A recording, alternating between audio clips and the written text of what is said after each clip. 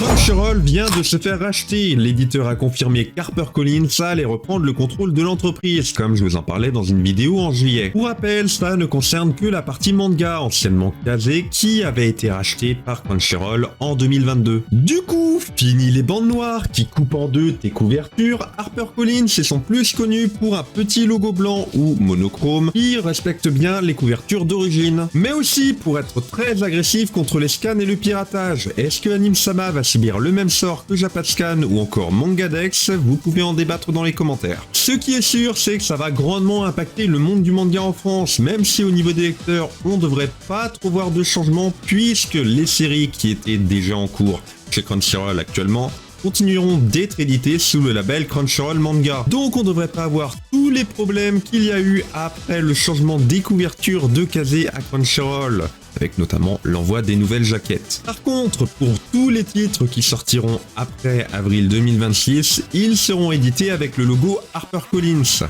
Autre info, ils ont aussi confirmé qu'ils gardaient les équipes internes pour le moment, même si on n'a aucune confirmation sur le long terme, puisque HarperCollins a aussi repris la division allemande de Crunchyroll, et du coup il y aura des équipes qui feront doublon, donc à voir comment ils vont gérer tout ça. Surtout qu'il y a aussi des équipes pour la partie roman France. Et forcément, qui dit changement de propriétaire, dit aussi changement de politique de l'éditeur.